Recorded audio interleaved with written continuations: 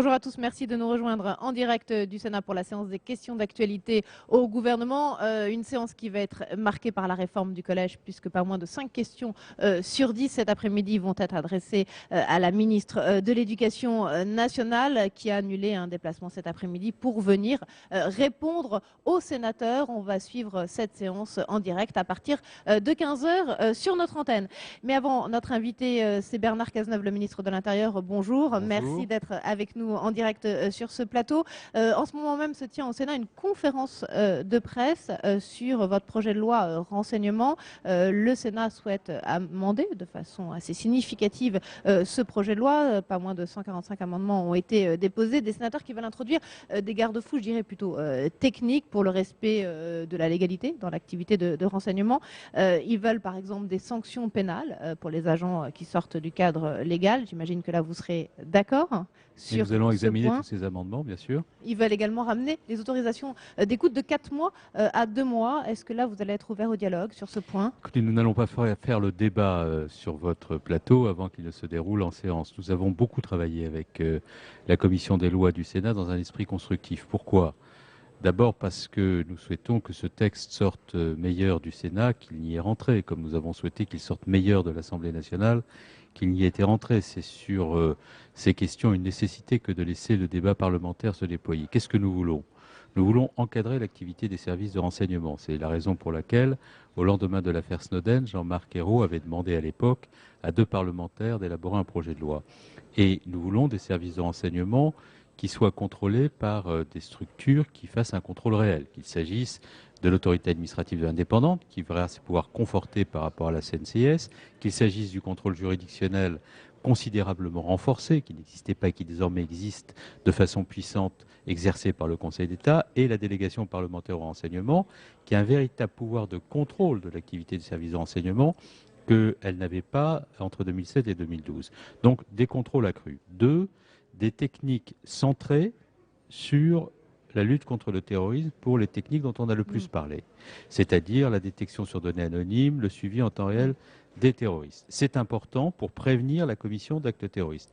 Et troisièmement, ce que nous voulons, c'est que tout cela se fasse dans le respect rigoureux des principes de droit constitutionnels et des principes généraux du droit. Voilà quelle est la doctrine du gouvernement. Mais quand et par vous dites conséquent, que vous voulez tous que le les texte amendements sorte meilleur du Sénat, comme vous le vouliez également à l'Assemblée Oui. nationale, ça veut dire qu'il y a encore des améliorations possibles alors, selon vous, et lesquelles? Mais Sur quel point? le gouvernement lui-même présentera des amendements.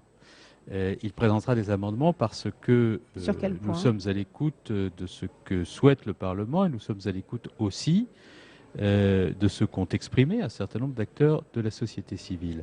Donc sur quel point nous allons prendre des amendements? Nous allons prendre des amendements, par exemple, pour vraiment préciser que les techniques qui ont fait le plus débat sont des techniques de ciblage et non pas de surveillance massive, contrairement à ce que j'ai entendu depuis des semaines, ça ne correspond pas à la réalité.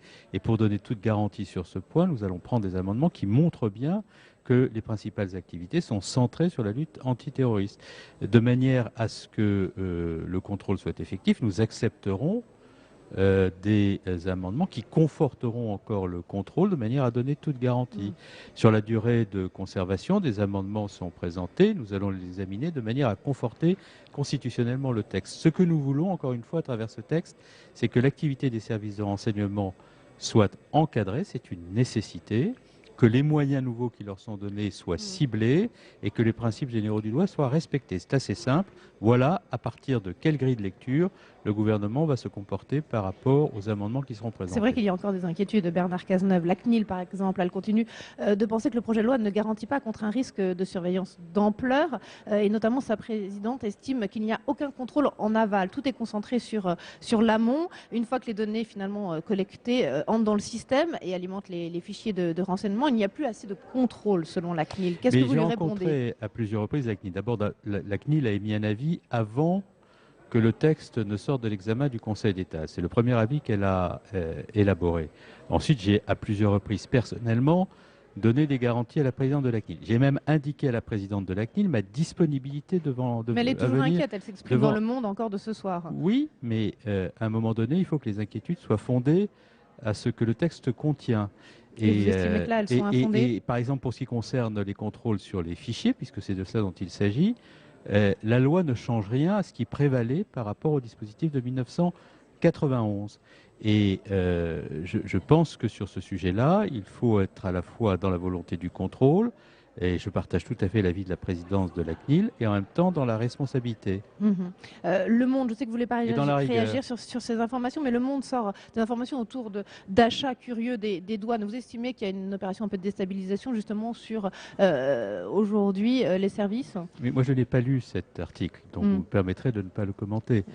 Moi, je ne commande que des documents auxquels j'ai eu accès et que je connais. Et par ailleurs, il n'a pas échappé à votre sagacité que je ne suis pas le ministre des Douanes. Et par conséquent, tout à fait, oui. Non, mais je vous demandais pas de confirmer les informations, mais est-ce que vous avez l'impression que ces informations tombent de façon Mais moi, je ne peux pas commenter des opportune informations que je n'ai pas lues. Donc, je vous le redis. En pleine discussion autour de votre projet de loi. Mais le projet de loi que nous discutons est un projet de loi qui, encore une fois, est destiné à encadrer les services de renseignement, à mieux lutter contre le terrorisme, dans le respect des libertés publiques et des principes du droit. Et ça, le débat parlementaire au Sénat le montrera. Et je serai, comme je l'ai été depuis le début de ce débat, extrêmement rigoureux, extrêmement précis dans les réponses que j'apporterai. Vous voyez, par exemple, la Commission nationale consultative des droits de l'homme a émis un avis sur ce texte qui émettait énormément de critiques. J'ai pris le soin de répondre point par point à chacune des inquiétudes parce que ce débat mérite mieux que des approximations, des amalgames ou des emportements médiatiques. Il mérite la plus grande rigueur intellectuelle et la plus grande précision juridique. J'estime que c'est de mon rôle d'être dans ce positionnement par rapport au texte, là où il y a beaucoup d'approximations, d'amalgames, d'imprécisions, de positionnement. Merci beaucoup Bernard Cazeneuve. Et justement, on diffusera effectivement en longueur ces discussions autour de ce projet de loi renseignement sur l'antenne de Public Sénat. C'est une bonne manière d'informer les citoyens que de leur permettre d'avoir accès au débat. À partir du 2 juin sur notre antenne. Merci, je vous laisse regagner l'hémicycle du Sénat puisqu'on a entendu la sonnerie de la séance de ces questions d'actualité retentir et cette séance va débuter d'ici quelques instants. Je vous rappelle que pas moins de 5 questions sur 10 aujourd'hui sont consacrées à la réforme du collège et c'est la ministre de l'Éducation qui va défendre sa position. Najat Vallaud-Belkacem, qu'on voit sur ces images lors de son arrivée il y a quelques minutes au Sénat, a tenu à annuler un déplacement pour venir répondre aux sénateurs. Voilà, la séance des questions d'actualité démarre. Je vous laisse la suivre et puis on se retrouve ensuite avec nos invités ici. Au gouvernement, je vous rappelle que la séance est retransmise en direct sur France 3 et Public Sénat. La parole est à Madame Danielle Michel pour le groupe socialiste.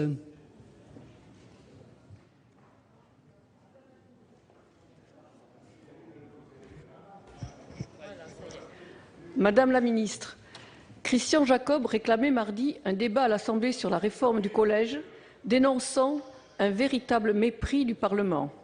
Mais qui méprise qui? Faut-il vous rappeler qu'en 2013, une loi a été votée, qu'elle s'intitulait « La refondation de l'école », qu'elle a été largement débattue et amendée, ici même au Sénat. Oui, quel mépris de votre part que de considérer ce travail de qualité inexistant. La réforme du collège poursuit en effet les objectifs fixés par le législateur dans la loi de refondation, elle-même fruit d'une longue consultation. Il y a depuis 2 ans la mise en œuvre, difficile mais indispensable, d'une école à la fois plus juste et efficace. Cette réforme est une nouvelle étape.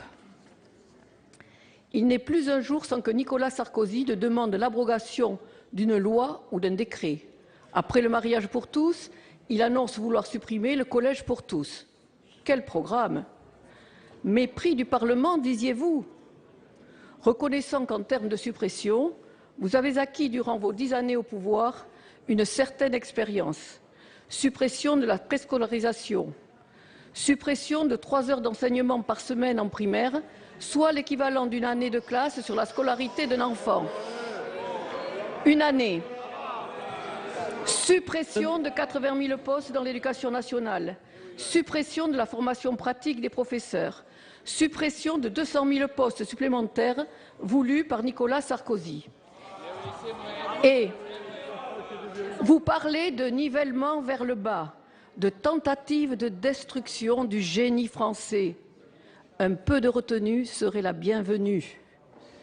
Bruno Le Maire proposait en début de semaine de sortir du Bourdieu, de retirer le social du débat sur l'école.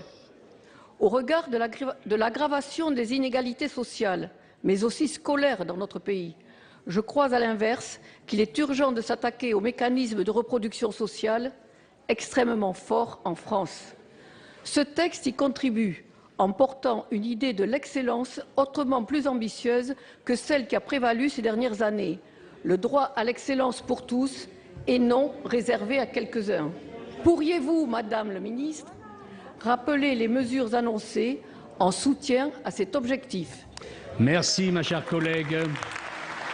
La parole est à Madame Najat Vallaud-Belkacem, ministre de l'Éducation nationale, de l'Enseignement supérieur et de la Recherche. Merci Monsieur le Président, Mesdames et Messieurs les sénateurs. Madame la sénatrice Michel, merci pour votre question.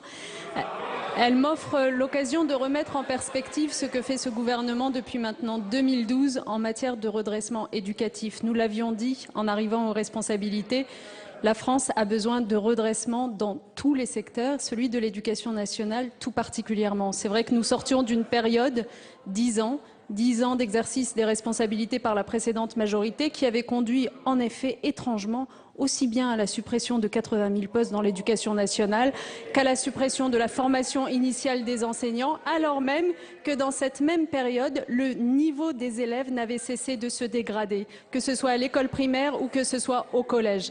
Alors, depuis 2012, nous avons engagé une ambitieuse refondation de l'école. Nous l'avons prise d'ailleurs de façon très pragmatique et très chronologique, puisque dans un premier temps, c'est à l'école primaire que nous avons voulu rétablir à la fois plus de maîtres que de classe, une préscolarisation des enfants avant l'âge de 3 ans, une meilleure formation des enseignants face à leurs élèves. Et puis est venu le temps aujourd'hui de procéder à la réforme du collège qui était en effet annoncée par la loi de refondation de l'école discutée au Parlement il y a 2 ans, adoptée au Parlement il y a 2 ans. En quoi consiste cette réforme du collège ? Permettre à tous les collégiens de mieux apprendre par une rénovation des pratiques pédagogiques qui sont utilisées par les enseignants.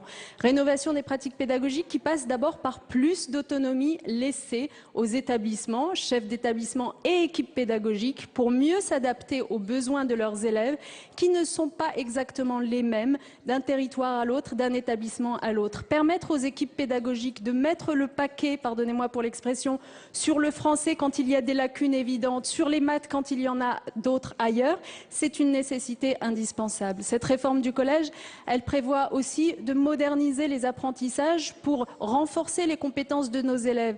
Les élèves qui entreront sur le marché du travail en 2025, par exemple, devront maîtriser mieux les langues vivantes étrangères, maîtriser mieux le numérique. Ce sont des choses qui sont prévues dans cette réforme du collège. Mieux s'exprimer à l'oral, apprendre à travailler en groupe, faire preuve de créativité, c'est ce qu'il est attendu dans un monde moderne où les métiers à haute valeur ajoutée seront ceux qui devront trouver preneur. Voilà ce que cette réforme du collège prévoit et c'est la raison pour laquelle je vous remercie pour votre soutien. Merci Madame la Ministre. La parole est à Monsieur Jean-Marie Bockel pour le groupe Union des démocrates et indépendants. Merci Monsieur le Président. Madame la Ministre, votre réforme du collège suscite une vive opposition et pour cause. Outre le contenu de la réforme, c'est d'abord la méthode employée qui s'apparente à une provocation. Par la publication hier au journal officiel du décret d'application, sans consultation préalable du Parlement, sans concertation de la communauté éducative, et qui plus est au lendemain d'une journée de mobilisation des enseignants, le gouvernement s'est tout bonnement moqué du processus démocratique dans notre pays. Certes, le Parlement a voté le principe de votre réforme, au travers de la loi pour la refondation de l'école de 2013. Mais Madame la Ministre, cette loi n'avait pas été accompagnée de l'annonce d'un tel décret, comme il en est pourtant la règle. Vous comprendrez ainsi le sentiment de la majorité de mes collègues, ici présents, d'avoir été dupés par votre réforme. Pourquoi refuser un débat devant le Parlement sur un sujet au cœur des préoccupations de nos concitoyens? Vous connaissez pourtant le rôle majeur de nos commissions spécialisées, à l'instar de la commission de la culture, de l'éducation et de la communication, présidée par notre collègue Catherine Morin-Desailly, très impliquée sur ce dossier. L'école française ne va pas bien. Alors oui, les réformes sont nécessaires. Oui, il faut redresser l'école, mais pas de cette manière. Avec cette réforme, vous tournez le dos à l'excellence républicaine. En effet, donner une chance aux élèves de viser l'excellence, ce n'est pas de l'élitisme, ou alors c'est l'élitisme républicain dont parle si bien Jean-Pierre Chevènement, ni une légitimation des inégalités. contrairement à ce que vous avez récemment déclaré. C'est au contraire donner aux jeunes les moyens de leurs ambitions. C'est pourquoi, Madame la Ministre, le sacrifice des classes bilingues et européennes, classes qui ont permis, entre autres, à l'allemand de rester la troisième langue vivante enseignée en France, l'atteinte portée à l'enseignement du latin et du grec, l'affaiblissement de l'enseignement de l'histoire, l'incompréhensible introduction des enseignements pratiques interdisciplinaires, tout cela ne convainc pas. Bien au contraire, ces mesures vont aggraver les problèmes que nous connaissons déjà dans nos collèges. Aussi, pour reprendre votre expression, Madame la Ministre, quelle garantie, je vous cite, comptez-vous introduire dans les textes d'application pour répondre au mécontentement général, pas seulement ici, général, et aux inquiétudes? Le geste d'autorité dont le gouvernement a fait preuve en publiant en toute hâte hier le décret d'application ne rassure pas ceux qui sont inquiets, bien au contraire. Merci, mon cher collègue. La parole est à Madame la Ministre de l'Éducation nationale, de l'Enseignement supérieur et de la Recherche. Merci, Monsieur le Président, Mesdames et Messieurs les sénateurs, Monsieur le sénateur Bockel. Merci pour votre question qui me donne l'occasion de répondre ici à quelques procès d'intention qui nous sont régulièrement faits. Nul n'est plus attaché que moi à l'excellence. Mais l'égalité n'est pas l'ennemi de l'excellence. L'égalité, au contraire, est ce qui permet à chaque enfant de France de pouvoir un jour accéder à la réussite, à chaque enfant de France de faire valoir son mérite, son travail, son effort pour pouvoir progresser. Ce contre quoi je m'élève absolument, c'est en effet le rétrécissement de cette élite dont vous parlez, le rétrécissement qu'on a cessé de constater ces 10 dernières années. Est-ce que vous allez me démentir lorsque je vous renverrai vers la composition sociale, par exemple des classes préparatoires ou des grandes écoles? Est-ce que vous allez me démentir quand je vous dirai que seuls 75% des enfants d'ouvriers obtiennent le brevet à la fin du collège quand ils sont 95% parmi les enfants de cadres? C'est une réalité.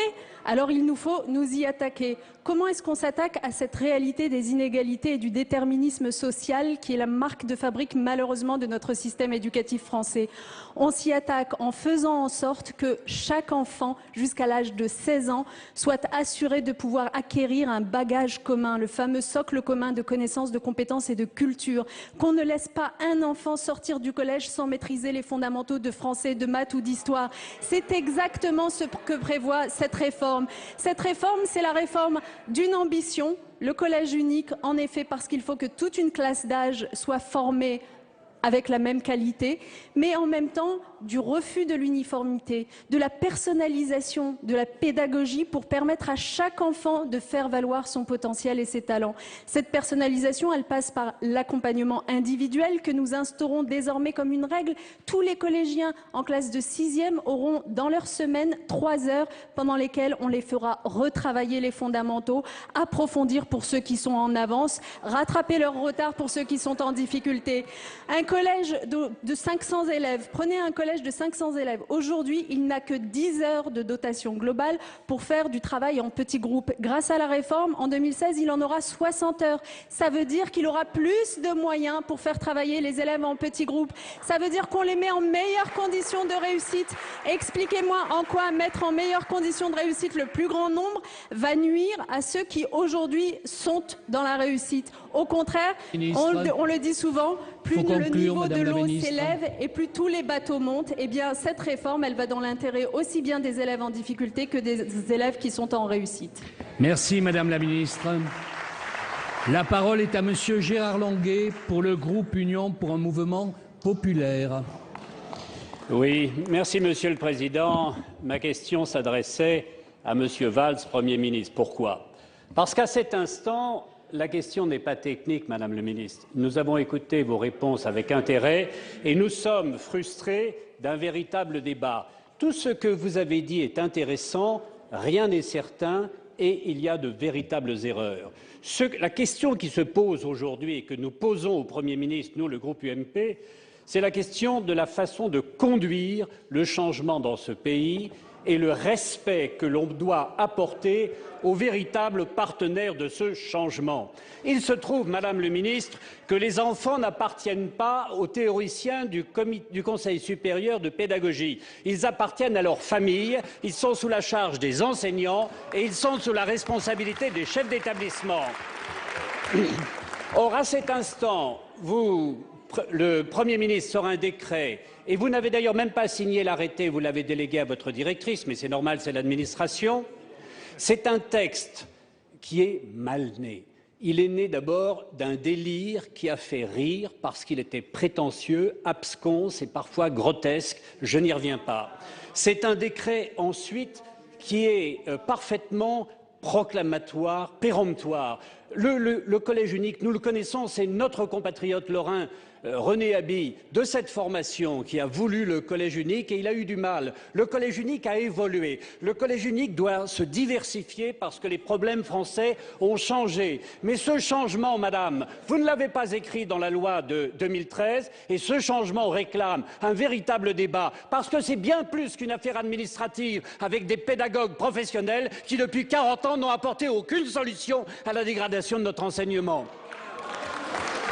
Et c'est la raison pour laquelle, sur ce texte mal né, péremptoire, contradictoire avec vos propres intentions, il n'y a rien sur l'apprentissage, il n'y a rien sur le rôle des collectivités locales, alors que l'on va demander aux collectivités locales et aux élus de prendre en charge les collèges, les lycées, le primaire, de soutenir l'action pédagogique, vous ne leur faites strictement aucune place. Ce texte est mal né, vous l'avez bâclé. Je pense profondément, je conclurai sur ce point, qu'au lendemain faut conclure.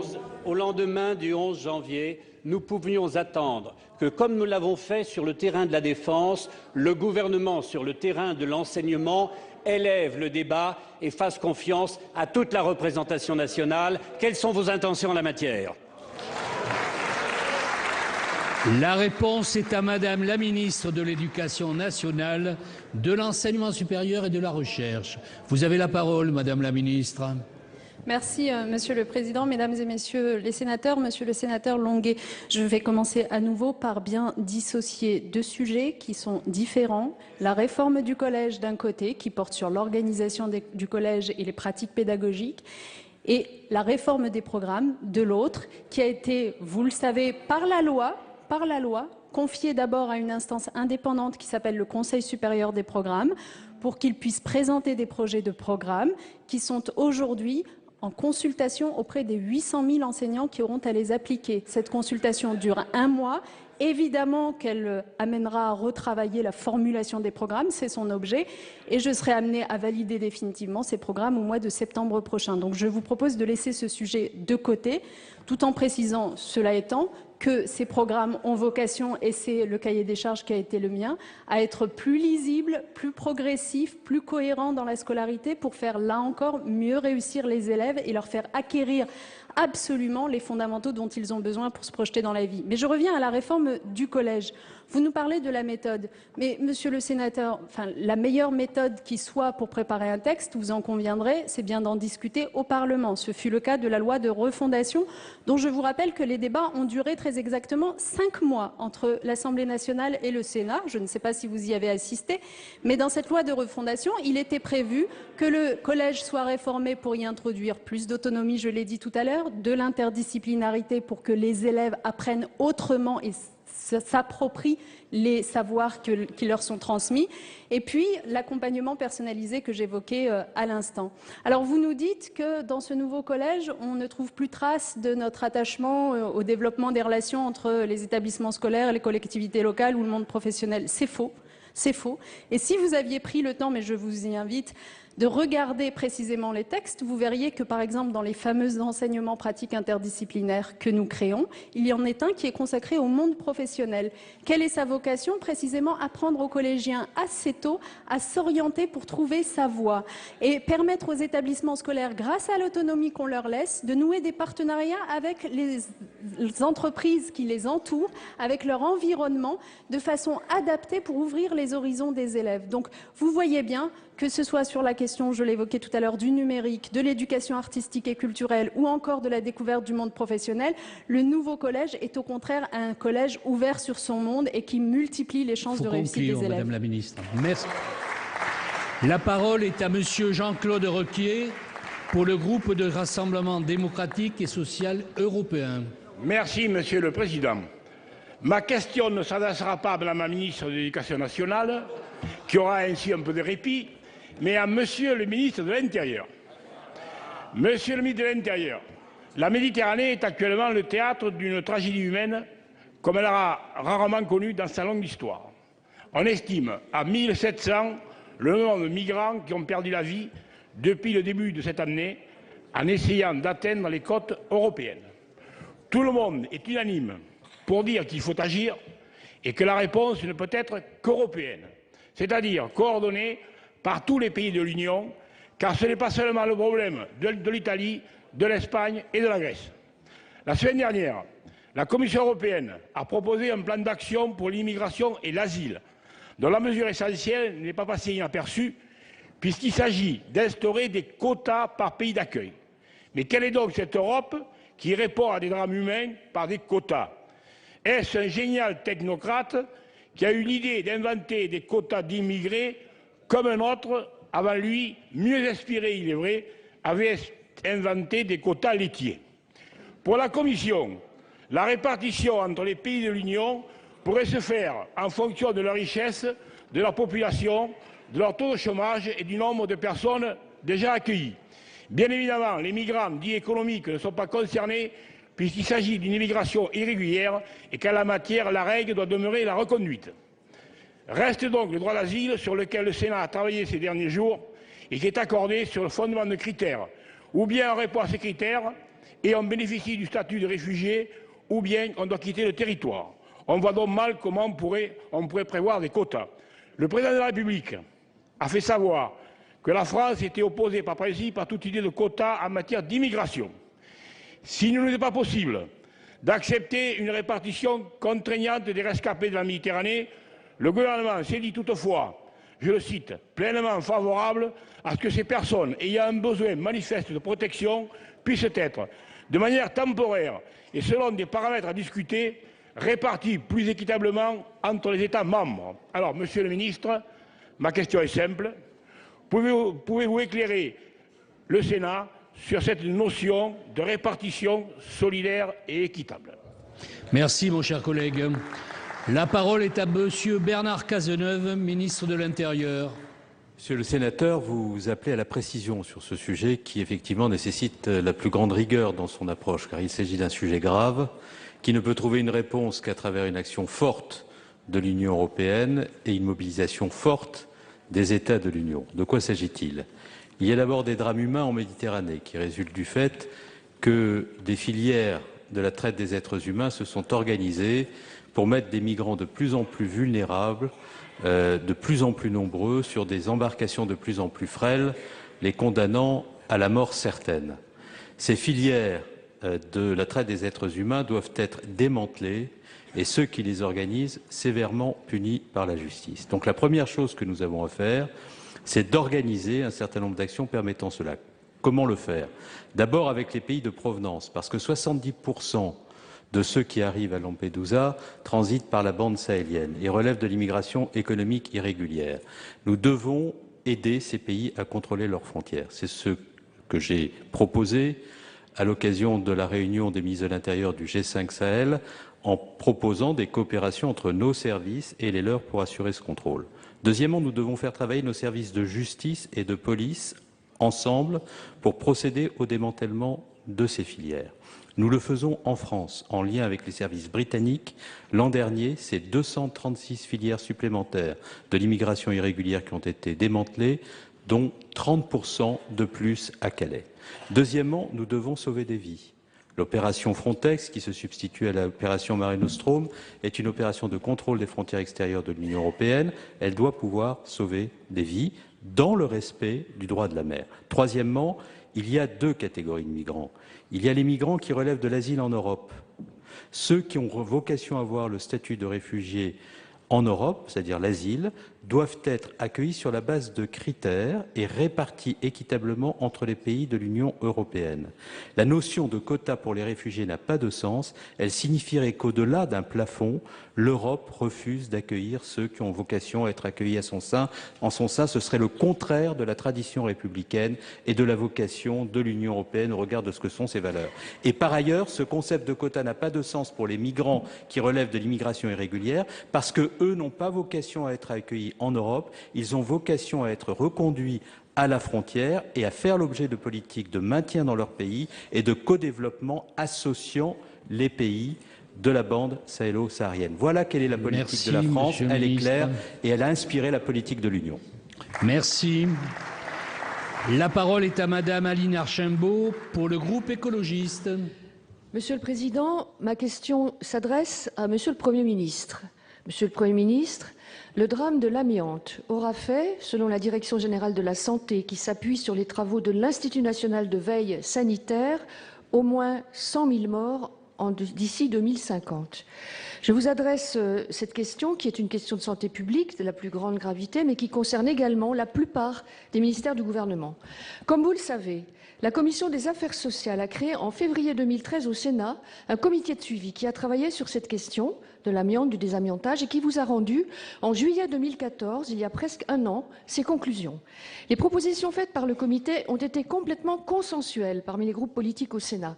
Nous avons demandé notamment la mise en place d'une structure de coordination interministérielle rattachée au Premier ministre. Nous alertons régulièrement sur les dangers que représente aujourd'hui l'absence d'une stratégie nationale du désamiantage pilotée par vos services, associant tous les ministères concernés, et ils sont nombreux. Les médecins nous alertent déjà sur le risque d'une deuxième épidémie qui s'ajouterait à celle que nous connaissons si le désamiantage n'est pas fortement piloté par les pouvoirs publics. Il est urgent que soient mises en place des priorités nationales, amélioration de la réalisation des diagnostics amiante, gros point faible aujourd'hui, financement pérenne, échéancier, fléchage des crédits vers la recherche-développement sur les sujets du diagnostic, des techniques de désamiantage, du traitement des déchets, développement d'une formation initiale et continue de tous les acteurs concernés. Il est possible de créer une filière économique du désamiantage à l'échelle nationale, sans doute pour plusieurs décennies, qui serait par ailleurs pourvoyeuse d'emplois. L'objectif ici n'est pas de faire peur, mais d'affronter le problème lucidement, en mettant d'ailleurs aussi en place un dispositif d'information du grand public. Monsieur le Premier ministre, 10 mois après la publication de ce rapport, nous n'avons aucune nouvelle du gouvernement sur ce sujet. Des représentants du comité ont été reçus auprès de votre cabinet fin octobre pour lui présenter le rapport. Nous n'avons pas de réaction à ce jour. On me dit qu'une feuille de route interministérielle serait en cours d'élaboration. Qu'en est-il? Si cela est effectivement en cours, quand pouvons-nous espérer que cette stratégie nationale tant demandée par de nombreux acteurs se mette enfin en place, presque 20 ans après l'interdiction de l'amiante dans notre pays? Je vous remercie. Merci, ma chère collègue. La parole est à Jean-Marie Le Guen, secrétaire d'État chargé des relations avec le Parlement. Vous avez la parole, Monsieur le ministre. Merci, Monsieur le Président. Mesdames et Messieurs les sénateurs, Madame la sénatrice Archimbaud, vous l'avez dit, l'amiante provoque en France la mort de 1700 personnes chaque année. C'est un des plus grands drames de santé publique, qui est le plus grand drame, je crois, de santé publique qui est connu notre pays. Rien que, ces 1700 personnes, rien que pour les cancers liés à une activité professionnelle. Face à cette situation grave, le gouvernement est déterminé, vous le savez, à tout faire pour éviter les expositions à ce polluant cancérigène qui est interdit dans notre pays depuis 1997, mais qui est présent encore dans certains bâtiments. Des mesures ont d'ores et déjà été prises pour faciliter l'extraction de l'amiante dans les logements existants. Ainsi, la loi de finances pour 2015 a créé un prêt dédié aux travaux de traitement de l'amiante. D'ici à 2020, ce prêt, qui est délivré par la Caisse des dépôts, sera mobilisable à hauteur de 2 milliards d'euros. Il permettra vraisemblablement de financer les travaux dans 40 000 logements avec des taux qui sont inférieurs à ceux du livret A. Les organismes de recherche seront pleinement impliqués dans cet effort de désamiantage grâce à un plan d'action sur 3 ans mis en place par le ministère du Logement et qui vise à mobiliser les chercheurs pour sécuriser l'extraction de l'amiante. Par ailleurs, plusieurs mesures relatives à l'amiante ont été insérées dans le projet de loi de modernisation de notre système de santé que votre Assemblée examinera en première lecture très prochainement. Tout d'abord, le projet de loi, je vous le rappelle, prévoit de renforcer le pouvoir d'intervention des préfets. Ils pourront prendre des mesures contraignantes pour faire cesser des expositions de fibres d'amiante. Ce projet de loi permettra aussi d'assurer une meilleure transmission des informations relatives à l'amiante. À l'avenir, elles devront être communiquées non seulement aux préfets, mais aussi au ministère chargé de la Santé et du logement. De même, ce texte renforcera les sanctions encourues par les propriétaires qui refuseraient de répondre aux injonctions en matière de repérage des travaux amiantés. Cependant, au-delà de ces actions sectorielles, vous avez eu raison de souligner que nous devons renforcer la coordination interministérielle en matière de lutte de l'amiante. Les différentes actions que j'ai évoquées montrent bien que plusieurs ministères sont concernés. Pour ce faire, le ministère de la Santé est en train d'établir en lien étroit avec les ministères du développement durable, du travail, du logement, une feuille de route, vous l'avez souligné, interministérielle qui viendra très vite coordonner les actions de tous les services compétents. Cette feuille de route devrait permettre de renforcer l'information du public sur les risques liés à l'amiante et d'aider aussi les professionnels à agir. Je pense notamment aux particuliers, aux diagnostiqueurs et aux artisans du BTP. Je vous remercie. Merci, Monsieur le ministre.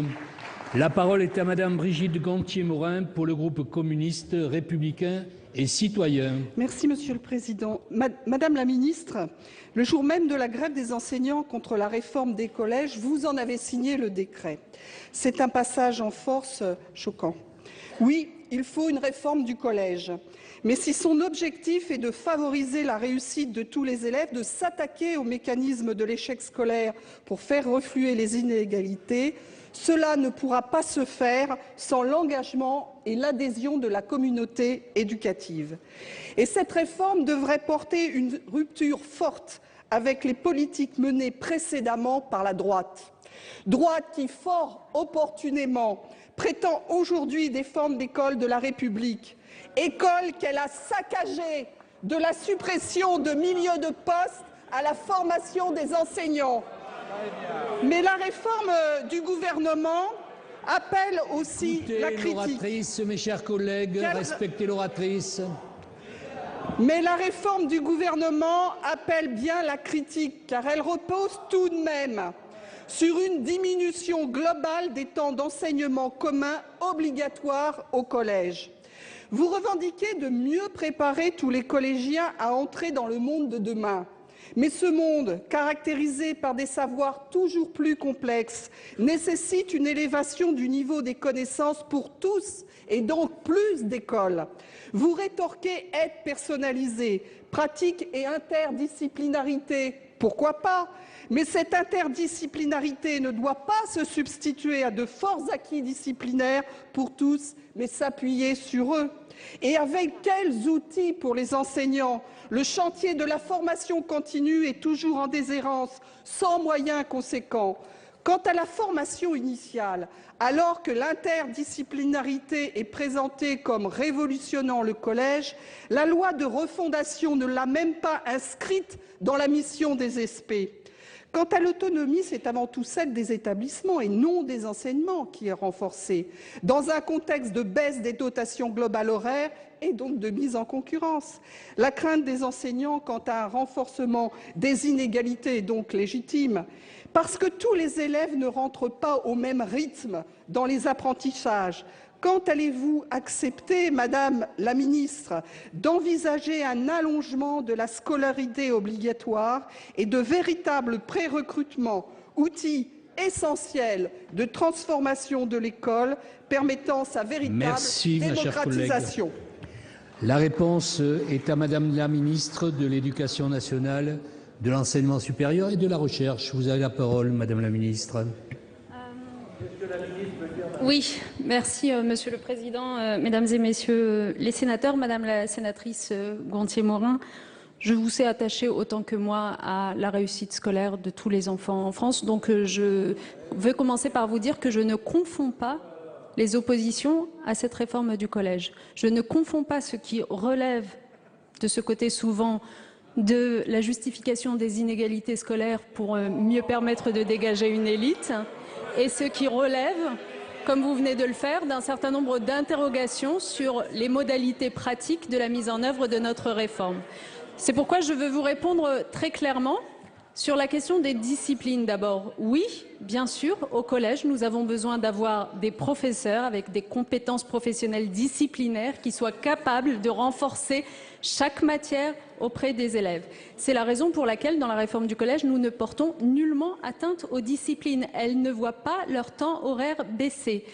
Oui, dans la réforme du collège, nous introduisons de nouveaux temps dits d'interdisciplinarité où plusieurs enseignants seront amenés à travailler ensemble pour donner plus de sens à leurs apprentissages aux élèves et les aider finalement à y entrer différemment puisqu'un certain nombre des élèves, vous le voyez bien, n'entrent pas suffisamment dans les cours magistraux, théoriques et cloisonnés.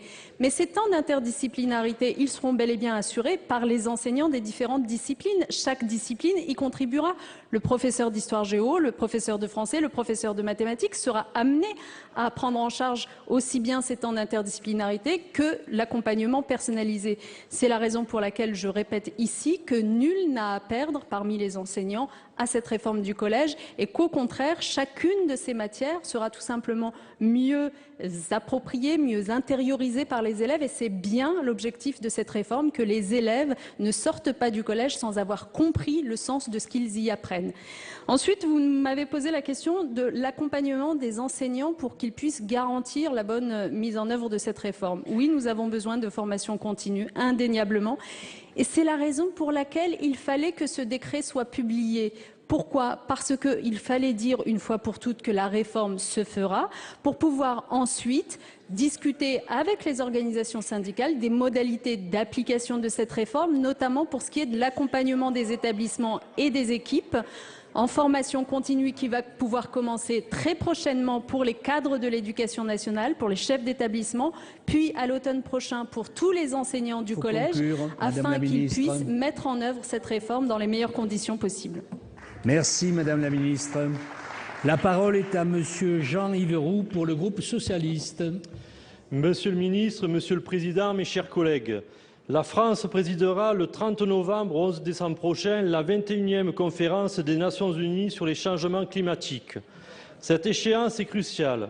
Elle doit aboutir à l'adoption de premiers accords universels et contraignants sur le climat pour maintenir la température globale en deçà de 2 degrés Celsius. Il s'agit en effet de prendre des mesures qui permettent de contenir le réchauffement global. 195 pays seront impliqués, 47 000 participants attendus. Il s'agit là du plus grand événement diplomatique jamais organisé, tant par l'ampleur que par l'importance de l'enjeu. La France, à l'initiative du Président de la République, a d'ailleurs eu le courage de s'engager et de se porter candidate. Mardi dernier, le Président de la République, François Hollande, et la chancelière allemande, Angela Merkel, ont donné à Berlin le coup d'envoi de la négociation internationale sur le climat. Le couple franco-allemand a décidé de donner un coup d'accélérateur aux travaux préparatoires de la conférence climat. Fin février, le Président de la République a lancé l'appel de Manille afin de sensibiliser gouvernants et citoyens sur l'urgence de lutter contre le dérèglement climatique par une réponse globale portée par tous. Aujourd'hui, même se termine à Paris, au siège de l'UNESCO, le Forum mondial des entreprises partenaires de la COP21. Le secteur privé a répondu à l'appel du secrétaire général de l'ONU et prend un rôle plus actif dans le processus mondial de décarbonatation. Des réseaux d'entreprises de première ligne ont décidé d'unir leurs forces et de convoquer des chefs d'entreprise du monde entier afin de lutter contre le réchauffement climatique. Toutes les forces doivent être associées afin de permettre la réussite de la COP21 à la fin de l'année. Nous mesurons cette semaine l'engagement du gouvernement dans la lutte contre le dérèglement climatique. Pourriez-vous, Monsieur le Ministre, nous préciser quels moyens vous mettez en œuvre afin de garantir au maximum le succès de la COP21 et la réussite des négociations multilatérales ambitieuses que la France va présider? Je vous remercie. Merci mon cher collègue. La parole est à Monsieur Laurent Fabius, ministre des Affaires étrangères et du Développement international. Monsieur le sénateur, merci de votre question. Vous avez bien défini quel est l'objet de cette COP21. Il faut toujours se méfier des épithètes excessives, mais je crois effectivement que si nous réussissons à convaincre les 196 partis qui devront se prononcer à l'unanimité, eh bien, ce sera vraiment un succès pour le monde et évidemment aussi un succès pour la France qui est l'hôte de cette conférence. Alors, il y a 4 objectifs majeurs. Le premier, qui est le plus important, qui jusqu'à présent n'a jamais pu être atteint, c'est d'obtenir, je précise les termes parce qu'ils doivent être rappelés, un accord universel, différencié, juridiquement contraignant. Et j'ajoute un accord durable qui ne s'arrête pas à 2030, qui est le moment où normalement les choses devraient s'arrêter. Les négociations avancent, mais elles sont très difficiles parce que la matière elle-même est difficile. Et d'autre part, mettre d'accord 196 parties, on comprend la difficulté. Le deuxième objectif, c'est de faire le bilan, au moment où aura lieu la conférence, de toutes les contributions nationales que chaque pays doit délivrer normalement avant la fin du mois d'octobre. Nous sommes à un moment où entre 30 et 40% de la masse des émissions globales ont fait l'objet de ces contributions. Nous espérons atteindre 90%, même plus, au moment de la COP de Paris. Évidemment, ça nous donnera une indication précise sur les engagements de chacun des pays. Ça, c'est le deuxième objectif. Le troisième, c'est tout ce qui concerne les financements et les technologies. Aucun pays n'est par principe, j'imagine, opposé à cet accord sur le climat. Mais beaucoup de pays, à commencer par les pays pauvres, nous disent oui, c'est très bien, mais où sont les financements, où sont les technologies? Et il y a eu une série d'initiatives, le Fonds vert, qui maintenant, grâce notamment à l'action de l'Allemagne et de la France, est doté d'un peu plus de 10 milliards de dollars. Il y a cet objectif en 2020 de 100 milliards de dollars par an. Nous avons un gros travail à faire, mais les réunions, y compris celle à laquelle vous avez fait allusion de Berlin, Petersberg, il y a 2 jours, sont allées en ce sens. Et puis, le quatrième élément vous concerne tous, et les autres aussi d'ailleurs, c'est d'associer les parlementaires, mesdames et messieurs les sénateurs, les régions, les collectivités locales, les entreprises du monde entier pour faire que, par leur propre contribution, la COP21 soit un succès. Et je compte bien sûr sur le soutien de chacune et chacun de vous pour cet accord qui sera bénéfique pour l'ensemble du monde. Merci, Monsieur le Ministre.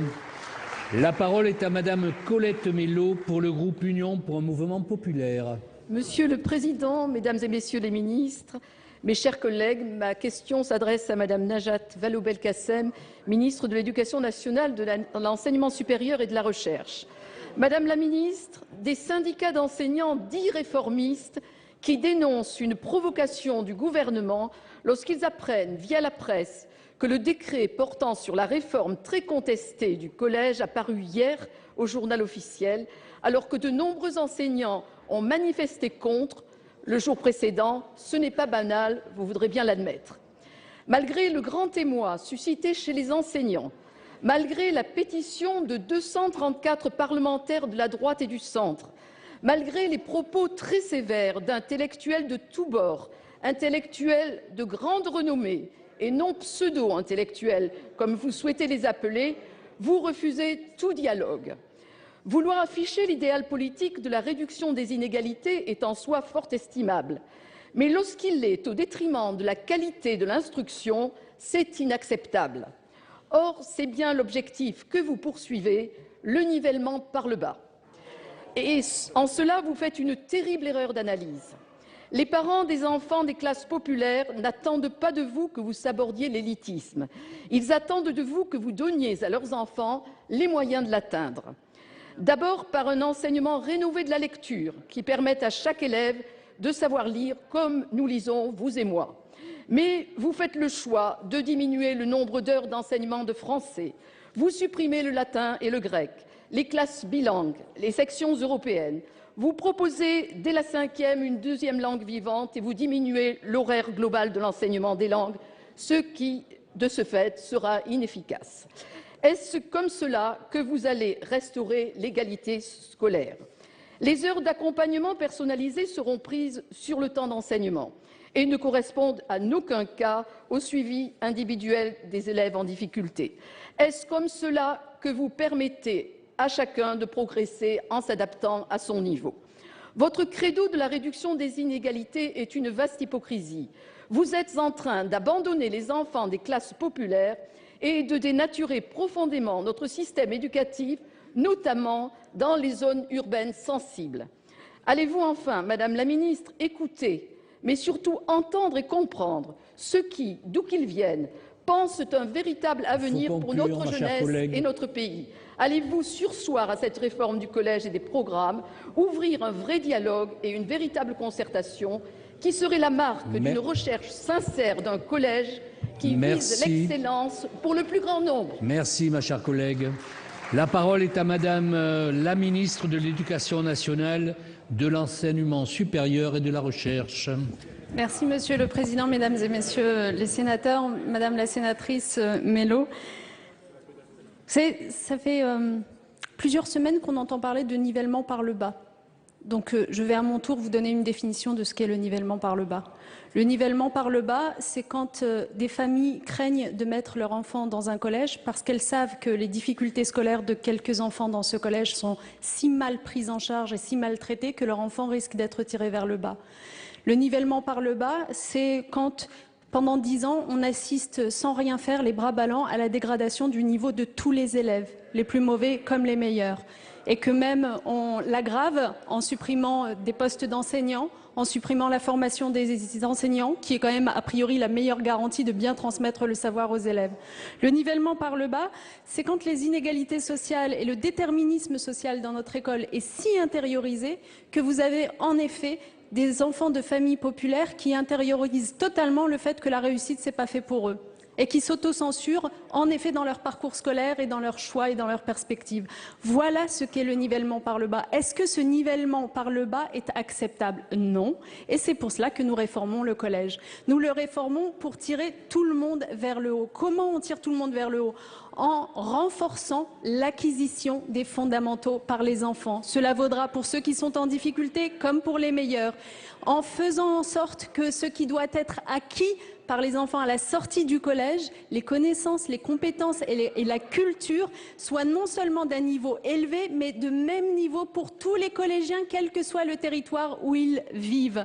En faisant en sorte que pendant leur parcours au collège, ces enfants puissent être stimulés, encouragés, aidés, au fond qu'on cultive chez eux ce goût du travail, de l'effort et du mérite que vous nous ressassez depuis si longtemps, croyant que tout ça est inné, alors que le travail, l'effort et le mérite, ça s'apprend, ça se développe, ça se cultive. Et c'est pour ça que nous avons besoin de pratiques pédagogiques nouvelles au collège pour le faire. C'est pour ça que nous voulons faire travailler autrement les enfants dans ces temps d'interdisciplinarité, avec des enseignants qui leur fassent conduire des projets, dévoiler leur potentiel, parce que chaque enfant a un potentiel. Quand je parle d'égalité, Madame la sénatrice, je parle d'égalité des possibles pour chaque enfant, parce que je refuse de fermer des portes à des enfants en fonction du milieu social auquel ils appartiennent. Nous serons d'accord sur tous les bancs, alors je vous remercie du soutien que vous apporterez à cette réforme. Merci Madame la ministre. La parole est à Monsieur Alain Joyandet pour le groupe Union pour Mouvement Populaire. Merci Monsieur le Président. Madame la ministre des Affaires sociales et de la Santé, le régime social des indépendants, le fameux RSI, connaît de grandes difficultés. Je crois qu'il est venu le temps d'agir. Depuis sa création, le recouvrement des cotisations du RSI auprès des travailleurs indépendants, je le rappelle, est effectué par les URSSAF, ce qui n'est pas toujours connu.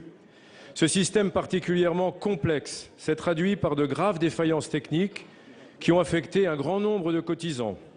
Difficultés d'affiliation, erreurs dans les appels de cotisation, blocage des mises à jour des dossiers, taxation d'office, versement tardif des prestations, etc. Ces graves difficultés ont été relevées d'ailleurs par la Cour des comptes, je le rappelle. Je ne reviens pas sur les rappels de cotisation avec des sommes énormes, considérables, effectuées parfois de manière surprenante, je pourrais même dire brutale parfois, auprès des travailleurs indépendants. Des efforts ont été effectués par le RSI, c'est absolument indéniable, mais les problèmes ne sont pas réglés. Plusieurs mesures, me semble-t-il, sont à envisager rapidement. D'abord, il est impératif que les cotisations prévisionnelles des travailleurs indépendants soient calculées sur la base du revenu estimé de l'année en cours et pas de plusieurs années avant, compte tenu de la très grande variation qu'il y a dans le revenu des travailleurs indépendants. Ensuite, Même si je n'oublie pas que le RSI a été créé en 2006, votre gouvernement, Madame la Ministre, a pris des mesures sur lesquelles je crois il est nécessaire de revenir. Le déplafonnement des cotisations maladie, maternité, vieillesse, l'instauration d'une cotisation minimale forfaitaire, la suppression de la déduction forfaitaire pour frais professionnels et l'élargissement de l'assujettissement des dividendes. Voilà des mesures qui nous posent beaucoup de questions. Inopportunes d'ailleurs en période de crise économique et qui ont sensiblement augmenté les charges qui pèsent actuellement sur les travailleurs indépendants qui, je le rappelle, assurent des millions d'emplois à notre pays. Enfin, avec un tel niveau de prélèvement qui tend à aligner le RSI sur le régime général avec des prestations qui sont moindres, n'est-il pas venu le temps? D'ailleurs, je crois que le Premier ministre avait été ouvert à l'occasion de questions qui avaient été posées dans les médias le 31 mars. Est-ce qu'il n'est pas venu le temps de laisser le choix aux travailleurs indépendants qui le souhaitent de rejoindre ou non le régime général? Voilà les questions auxquelles, Madame la Ministre, je serais très reconnaissant de bien vouloir répondre à la représentation nationale. Merci, mon cher collègue. La parole est à Madame Marisol Touraine, ministre des Affaires sociales, de la Santé et des droits des femmes. Merci, Monsieur le Président, Mesdames et Messieurs les sénateurs, Monsieur le sénateur Joyandet. C'est vrai que le régime social des indépendants a connu et connaît encore de façon moins importante, je vais y revenir, a connu de très grandes difficultés. Mais vous me permettrez, Monsieur le sénateur, puisque vous avez évoqué un rapport de la Cour des comptes, d'être un tout petit peu plus précise, puisque la Cour des comptes parle d'accidents industriels, de catastrophes industrielles, en faisant référence à la réforme qui a été mise en place en 2008 par votre majorité à l'époque et qui ne s'est absolument pas préoccupée de la manière dont les choses allaient se décliner. Et c'est vrai que tout ce que vous avez évoqué, c'est-à-dire des rappels de cotisation, l'incapacité de joindre des personnes au RSI, tout cela a découlé d'une réforme mal pensée, mal préparée et mal mise en œuvre à partir de 2008. Des mesures pour réparer et améliorer la situation ont été mises en place. Il y a eu une très forte mobilisation des agents que je veux saluer du RSI et des URSSAF, et deux de vos collègues ont l'année dernière produit un rapport qui montre que les choses se sont améliorées de manière très significative, même si c'est insuffisant. Le gouvernement a pris des mesures, il a baissé les cotisations d'une grande partie des artisans. 70% des artisans ont vu leurs cotisations baisser jusqu'à 400 € pour ceux qui ont un revenu autour de 20 000 € par an. Il y a le régime de la micro-entreprise qui va permettre des améliorations, mais nous devons aller plus loin et c'est pour cela que le gouvernement a demandé à deux parlementaires, Madame Bulteau et Monsieur Verdier, de faire des propositions de manière rapprochée pour voir comment faire évoluer ce régime et mieux répondre aux attentes des artisans. Mais vous me permettrez de conclure, vous ne l'avez pas du tout évoqué, je veux le dire, Monsieur Joyandet, je vous permettrai de conclure en disant que les difficultés que connaissent certains artisans ne doivent en aucun cas légitimer les appels à la désaffiliation de la sécurité sociale, qui sont de manière inconsidérée et irresponsable poussés par certains, parce que la sécurité sociale, c'est la solidarité de tous. Vous ne l'avez pas fait, je l'ai dit, Monsieur Joyandet, mais un certain nombre de voix s'élèvent pour profiter de cette situation difficile que connaissent une minorité d'artisans pour appeler à la désaffiliation par rapport à la sécurité sociale. C'est le plus mauvais des services à rendre à la sécurité sociale et à celle en particulier des artisans. Merci Madame la Ministre. La parole est à Madame Maryvonne Blondin pour le groupe socialiste. Merci Monsieur le Président. Madame la Ministre, la culture n'est pas un luxe, c'est une nécessité, disait le prix Nobel de littérature en 2000. Le Premier ministre vient d'affirmer haut et fort ce qui était tant attendu par le monde de la culture, la sanctuarisation de son budget jusqu'à la fin du quinquennat et l'attachement du gouvernement à la culture. Il s'agit là, et il faut le souligner, d'un acte d'engagement tout à fait exceptionnel, de confiance et de reconnaissance pour ce secteur fragilisé en cette période difficile d'efforts collectifs pour redresser l'économie de notre pays. Effort auquel le budget de la culture a pris sa part, en faisant porter la baisse de ses crédits essentiellement sur les grands opérateurs de l'État, plutôt que sur le secteur de la création, production et diffusion culturelle et l'éducation artistique. Favoriser le développement de la création, des pratiques culturelles, lutter contre les inégalités, permettre à tous d'accéder à la culture, c'est ce qui constitue l'ADN de la gauche. D'ailleurs, l'article 27 de la Déclaration universelle des droits de l'homme de l'UNESCO ne dit pas autre chose en érigeant les droits culturels comme droits fondamentaux. Je me réjouis donc de cette nouvelle étape qui réaffirme la place essentielle de la culture dans notre société et son apport dans le lien social et l'économie de nos territoires. Néanmoins, force est de constater que ce secteur a fait l'objet de coupes sombres dans les derniers budgets des collectivités, alors que celles-ci en sont certes les principaux financeurs, mais aussi les principaux bénéficiaires. C'est pourquoi je me félicite, Madame la Ministre, que vous ayez proposé un pacte qui maintiendra les crédits de l'État dans les territoires pour les 3 prochaines années, à condition que les collectivités acceptent elles aussi de stabiliser leur financement culturel.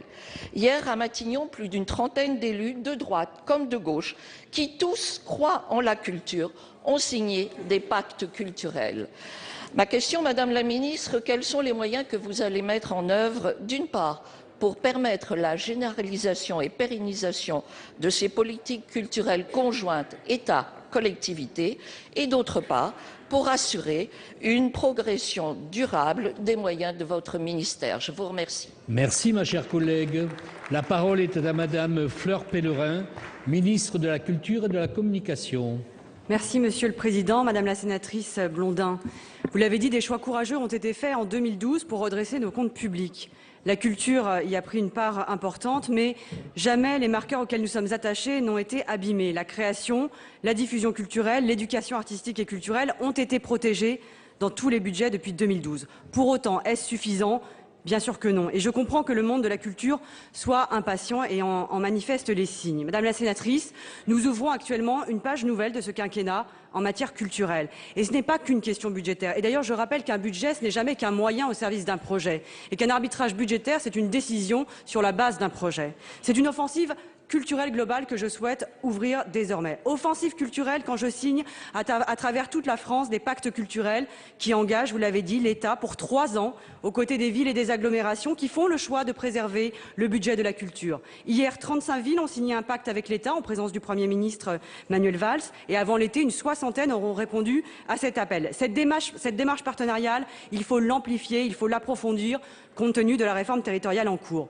Offensive culturelle aussi, en écoutant ce qui remonte des territoires. Par exemple, sur les conservatoires de musique, j'ai décidé de réengager l'État auprès des conservatoires pour en faire un vrai instrument de démocratisation. Il faut faire évoluer les pratiques pédagogiques, il faut mettre l'accent sur les cours collectifs, il faut faire rentrer dans les conservatoires de nouvelles esthétiques et les ouvrir aussi, pourquoi pas, aux adultes. Offensive culturelle encore quand nous sécurisons et nous pérennisons le statut des intermittents dans la loi de modernisation du dialogue social portée par François Rebsamen. Sans les intermittents, pas de singularité culturelle française, pas de culture au sens où nous l'entendons. Offensive culturelle toujours, avec courant juin, la présentation en Conseil des ministres d'un projet de loi ambitieux en faveur de la liberté de création, de l'architecture et du patrimoine. Un projet de loi qui rappellera l'attachement de la nation à la création artistique. Un projet de loi bâti autour d'un triptyque, liberté, protection et partage.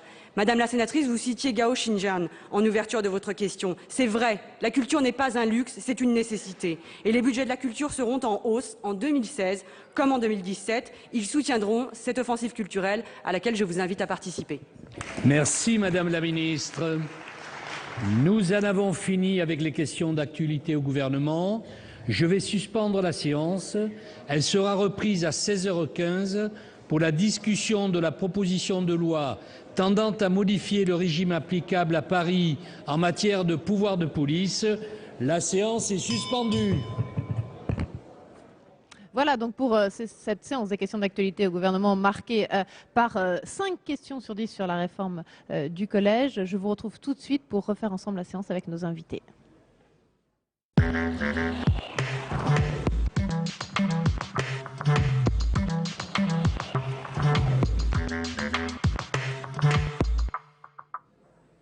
Bonjour à tous, merci de nous rejoindre en direct du Sénat après la séance des questions d'actualité au gouvernement que vous avez pu suivre en direct sur notre antenne cet après-midi. Nous allons revenir sur ces différents sujets d'actualité avec nos deux invités, nos deux premiers invités qui vont nous rejoindre dans quelques instants. Didier Guillaume, le président du groupe socialiste au Sénat, et Jean-Pierre Raffarin, le président de la commission des affaires étrangères du Sénat. Une séance des questions d'actualité marquée cet après-midi par 5 questions sur 10 sur la réforme du collège, des questions auxquelles Najat Vallaud-Belkacem a répondu. La ministre de l'Éducation a annulé cet après-midi un déplacement pour venir répondre aux interrogations des sénateurs cet après-midi. Je vous propose d'écouter la ministre de l'Éducation avant de recevoir donc nos deux premiers invités.